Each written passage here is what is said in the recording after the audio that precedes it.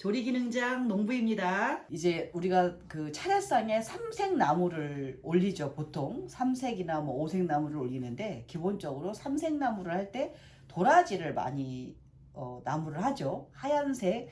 그러니까 삼색은 세 가지를 또 의미도 하지만 삼색나물에는 땅에서 나는 땅 속에서 나는 나물, 그 다음에 들에서 나는 나물, 그리고 산에서 나는 나물의 조화거든요. 그래서 도라지 나물도 많이 하지만 겨울에는 무가 굉장히 맛있잖아요. 저희도 지금 그 가을에 수확한 무를 계속 저장했다가 저희가 보통 한 4월 초까지 그 무를 쓰거든요. 그래서 그 이 저장무, 가을무는 굉장히 더 맛이 달고 맛있습니다. 그리고 무는 소화 효소가 들어있어요. 무에는 디아스타제라는 소화 효소가 들어있어서 명절에 음식을 좀 이렇게 과하게 드실 수도 있잖아요. 그럴 때 굉장히 소화를 돕기 때문에 좀 속이 편안하게 드실 수가 있죠.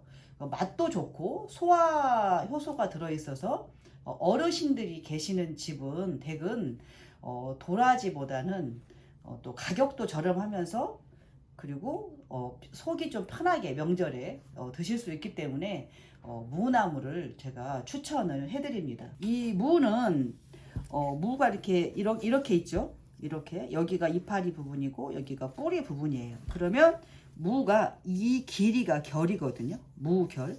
이 무결을 살려서 무나무를 하셔야 부서지지가 않아요. 2등분을 하겠습니다.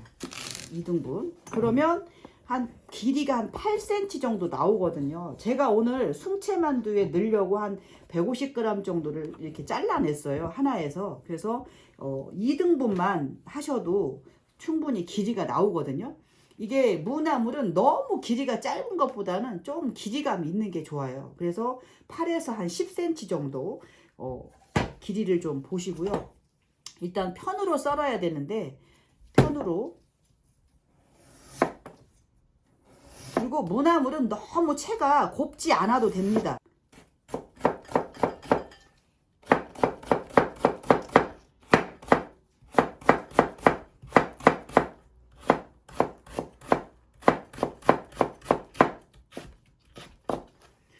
무생채보다는 조금 굵어도 됩니다. 나물은.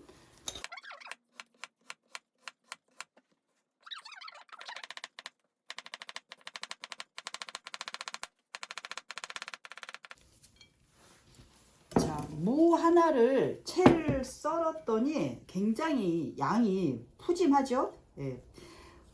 도라지하고 비교하면 가격은 한 4분의 1 정도 가격인데 굉장히 또 이 겨울에만 즐길 수 있는 그런 별미 나물이 되거든요. 자, 이렇게 이제 무 하나를 썰었습니다. 여기에 소금 간을 해 놓으셔야 돼요. 소금 간. 그래서 무 한 개가 어느 정도 나올지는 잘 모르니까 보통 소금을 한 큰술 이 정도면 한 반 정도로 절이겠습니다. 지금 소금을 절이는 이 소금의 양은 나중에 무를 볶을 때 소금 간을 하지 않을 정도의 간이에요. 그러니까 너무 짜지 않고 또 이제 짜지만 않으면 나중에 볶을 때 간을 보시고 좀 소금을 좀 첨가를 할 수 있으니까 짜지 않을 정도의 소금을 넣으셔야 돼요. 저는 이 정도 양의 한 큰술 반으로 이렇게 무를 절였습니다. 그러면 한 30분 정도 절여 주셔야 돼요. 이 무를. 왜냐하면 절이지 않고 그냥 무를 볶으면서 소금 간을 하게 되면 국물이 굉장히 많이 생겨요. 그래서 물이 흥건한 그런 나물이 되기 때문에 이렇게 채를 썰어서 얘를 간이 될 정도, 그래서 이렇게 소금을 뿌려서 한 30분 정도 이렇게 절여 놓도록 하겠습니다.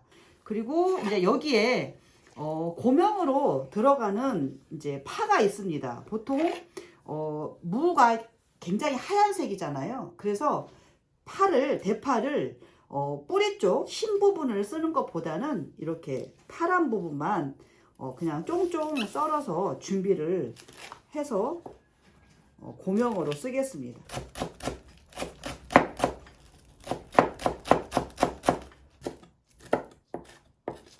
자, 파란 부분 대파 한 대, 파란 부분 쫑쫑 썰어서 이렇게 대파 준비해 놓으시고요. 저는 여기에 양념에 잔멸치, 매우 그 상품에 잔멸치가 준비가 돼 있거든요. 근데 이거는 제가 있어서 이걸 쓰는 거예요, 이 멸치를. 그런데 이제 뭐 가정집마다 다 이런 멸치가 있을 수는 없잖아요. 그러면 어떻게 하셔야 되냐면 그 큰 다시 멸치를 머리하고 내장을 제거를 하신 다음에 마른 팬에 좀 볶아주세요. 마른 팬에. 마른 팬에 이제 약불로 아무것도 넣지 않고 이렇게 건조를 시키는 거죠. 비린내도 날릴 겸.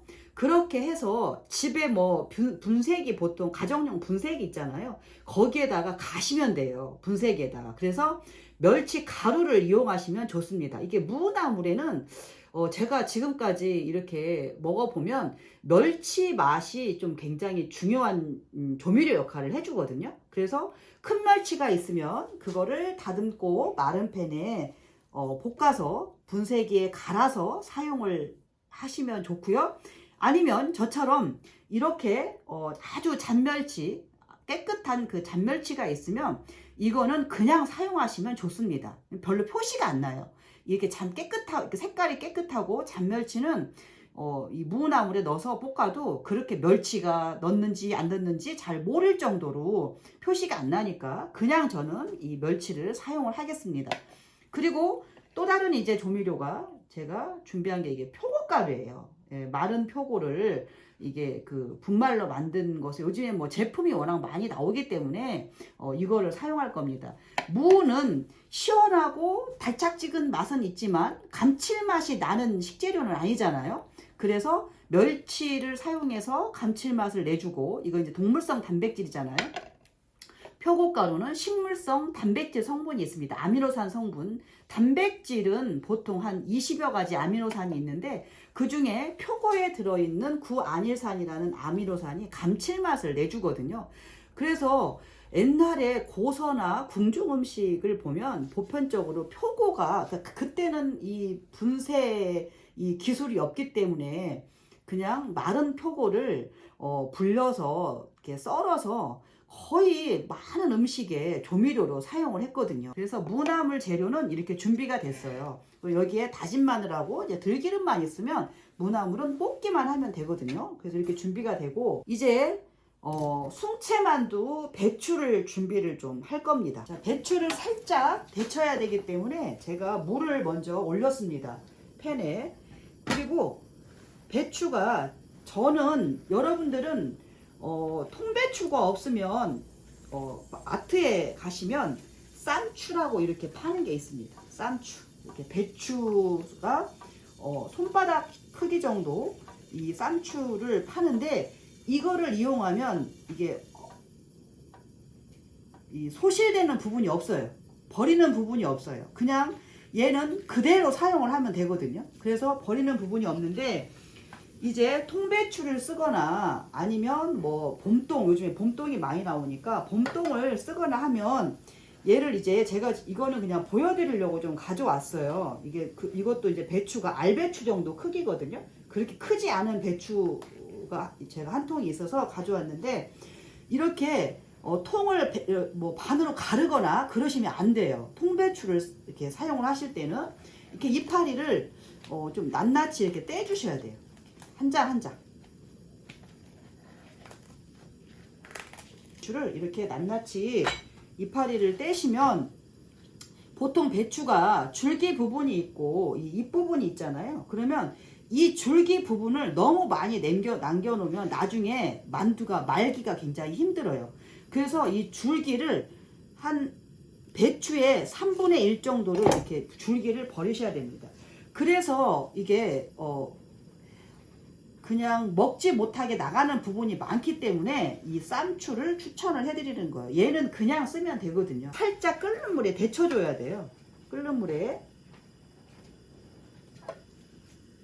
소금을 넣고, 소금을 약간 넣어서, 자, 물이 끓어오르면 이제 데쳐서 한번 헹궈서 준비를 할 겁니다. 자, 물이 끓고 있는 동안에 만두 소에 들어갈 채소를 좀 준비를 할 거거든요. 자, 만두 소는 뭐 딱히 이거를 꼭 넣어야 된다 이렇게 정해진 건 아니에요. 그런데 이제 뭐 그때그때 상황에 따라서 만두 소를 넣으시면 되는데, 저는 오늘 무를 좀 넣을 겁니다. 만두 소에다가. 그래서 길이는 3cm가 되지 않게, 길이가 너무 길어버리면 만두 소가 삐져나오니까, 자, 길이가 3cm 넘지 않는 길이로 곱게 채를 썰었습니다.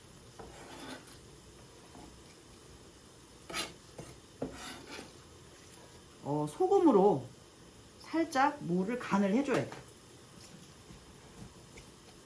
볶아서 소를 만들 거거든요. 자, 무 소금으로 간을 해놓고, 자, 그 다음에 여기 애호박을 쓸 겁니다. 애호박 반 개를 쓸 거예요.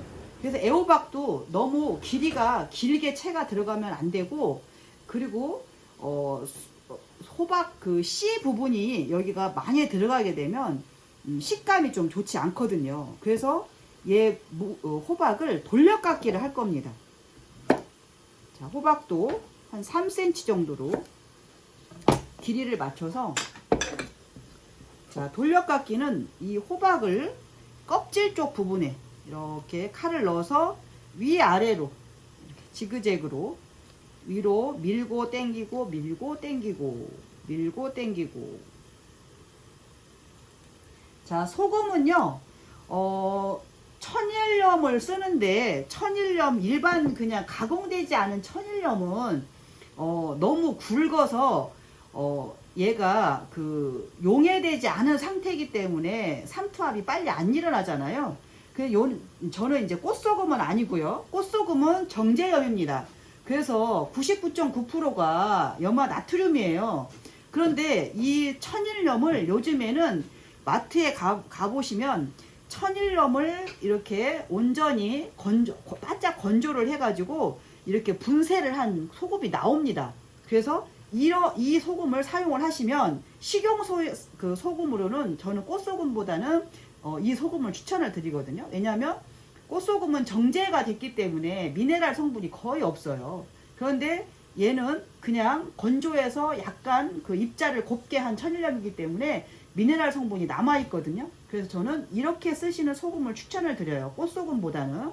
저도 천일염을 이렇게 좀 분쇄를 한 겁니다. 해서 가공된 거예요.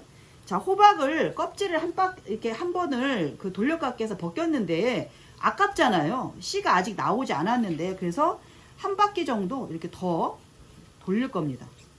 이렇게 무른 부분 씨가 나올 때까지. 요즘 또 호박도 비싸니까 완전히 씨 부분이 나올 때까지 이렇게 돌려깎기를 하면 이렇게 물렁물렁한 부분만 이제 버려주시고, 자, 이렇게 돌려깎기 한 이제 호박도 무처럼 똑같이 채를 썰 거예요. 무처럼.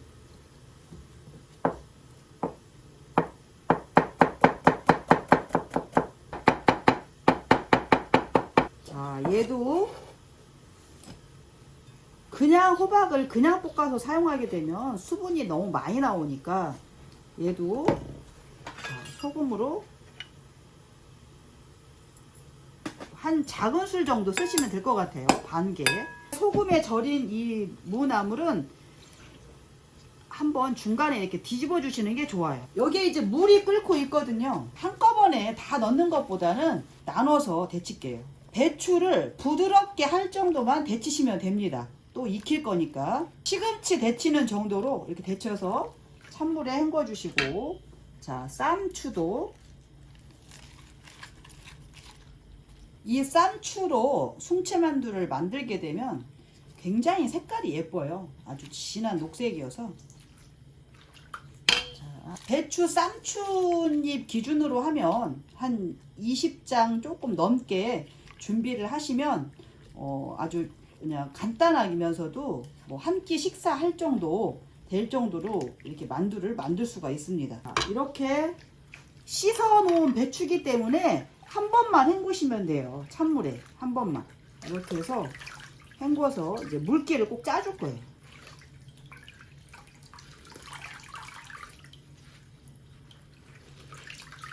데쳐서 찬물에 헹군 이 배추는 밑간을 해야 되거든요. 그냥 이 맹탕으로 하시면 맛이 좀 덜하니까 여기 배추에다가 반 작은술 정도 소금을 넣으시고 참기름을 좀 넣어주세요.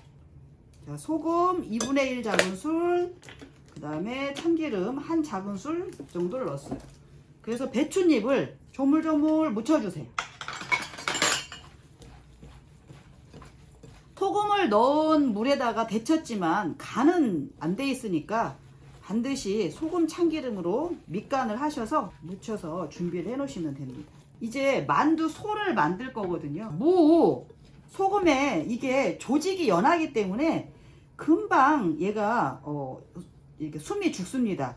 그러면 지금 아주 야들야들해졌거든요. 소금에 그렇게 오래 걸리지 않아도. 그래서 얘를 물기를 좀 짜주셔야 돼요.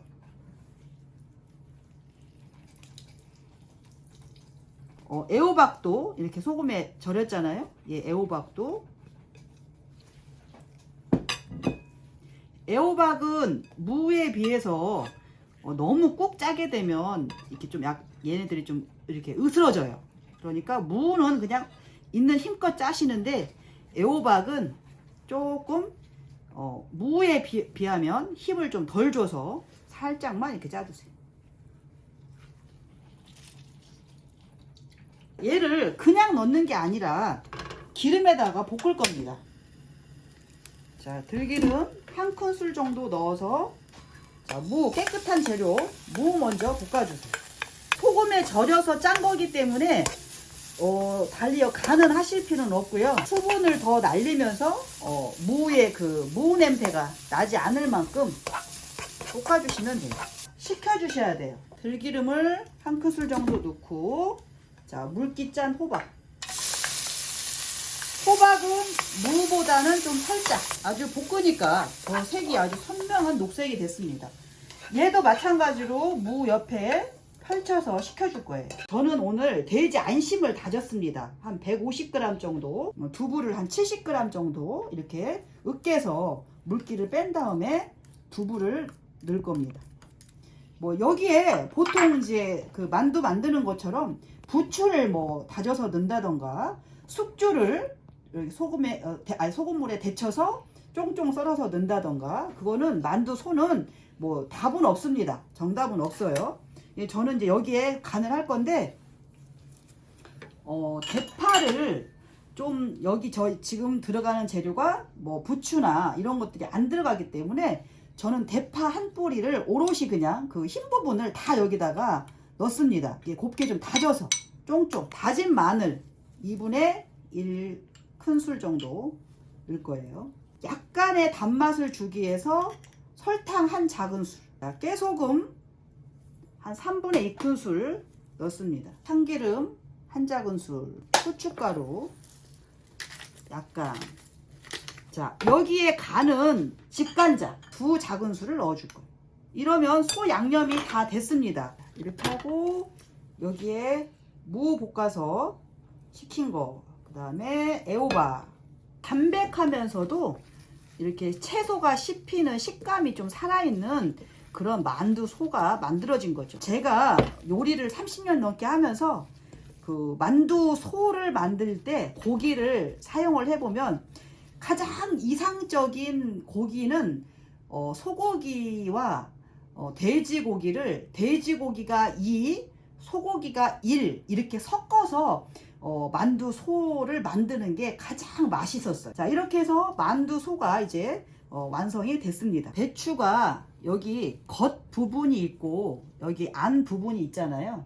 그러면 배추를 이 안 부분에다가 싸셔야 됩니다. 그래야 나중에 만두를 쪘을 때 이 표면이, 이 안쪽이 표면이 밖으로 나와야지 매끄름하고 예뻐요. 안쪽에다가 말 건데, 자, 이 배추를 이렇게 펼치고 여기에 전분을 좀 묻히셔야 돼요.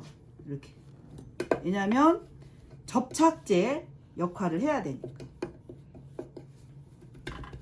만두 소를 적당히 떼서 이렇게 줄기 쪽에서부터 말기 시작할 거니까 이 안쪽에 이렇게 넣으셔야 됩니다. 그래서 첫 번째는 한번 이렇게 말아주세요. 이렇게 한번 싸주세요.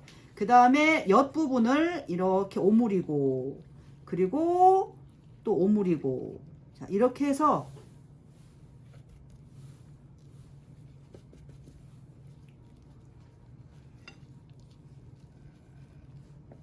이렇게 싸시면 됩니다. 그러면 약간 이렇게 그 직사각형 타원형, 직사각형 같기도 하고 타원형 같기도 한 한입 크기의 만두가 이렇게 완성이 됩니다. 자, 쌈추도 마찬가지예요. 안쪽 면이 겉으로 오게.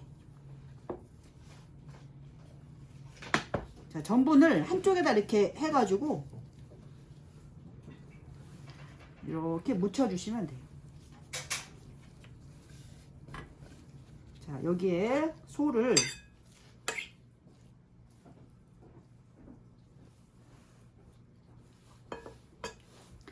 배춧잎의 상황에 따라서 소는 조금 적게 들어갈 수 있고 조금 많이 들어갈 수도 있어요.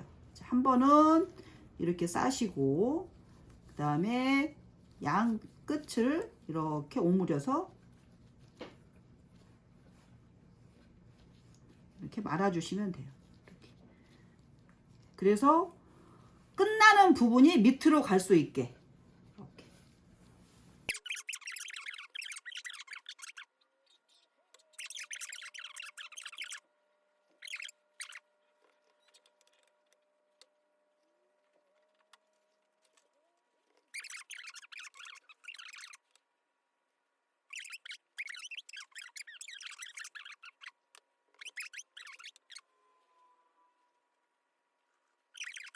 우리가 보통 그 밀가루 반죽을 해서 만드는 만두도 자주 드시지만 이렇게 배춧잎을 이용해서도 이렇게 아주 그 담백하고 건강에도 좋은 그런 만두를 만들 수가 있어요.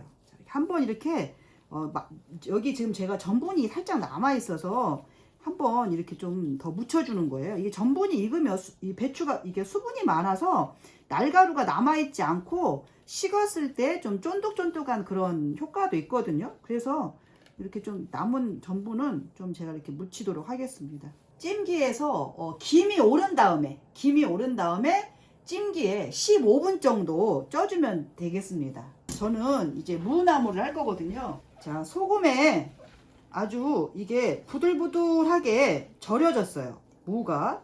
그러면 얘를 무나물은 뭐 물을 꼭 짜고 그러지 않아요. 이렇게 체에다가 이렇게 물기만 좀 빠지도록 이렇게 한번 이렇게 받쳐주시면 돼요.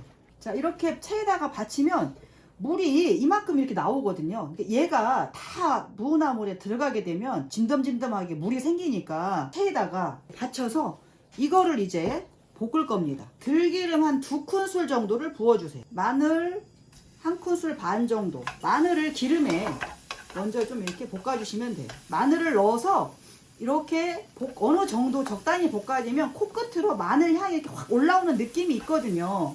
자, 그때 이제 이 바구니에다 받친 무를 넣어줄 겁니다. 잔멸치 그리고 표고가루 1큰술. 이 표고가루가 준비되어 있으면 아까 만두 소 만들 때 한 작은술 정도 넣으셔도 됩니다. 아주 좋아요. 자, 이 무나물을 이제 볶는데 이 볶는 정도는 약간의 그 기호대로 볶으시면 됩니다. 만약에 굉장히 연세가 드신 어르신이 계신다 라고 하시면 좀 이렇게 물렁물렁 할 정도로 좀 오랫동안 볶아주시고, 좀 젊으신 분이 드신다, 나는 좀 식감이 있는 게 좋다 라고 하시면 살짝 덜 볶아주시는데, 여기에서 이제 중요한 건 무의 날냄새가 나지 않을 정도는 볶아주셔야 돼요. 그게 이제 느껴지는 게 지금 색깔보다 무가 어느 정도 날냄새가 나지 않을 정도로 볶아지면 무가 좀 투명해지거든요. 지금보다.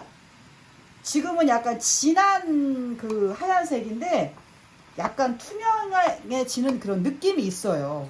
그때까지 볶아주시면 돼요. 근데 이제 어르신이 계시다 그러시면 이렇게 좀 처음에 이렇게 뒤적뒤적 한 다음에 뚜껑을 좀 닫고 조금 이렇게 뭉근하게 볶아주시면 굉장히 부들부들한 그런 무나물이 만들어지죠.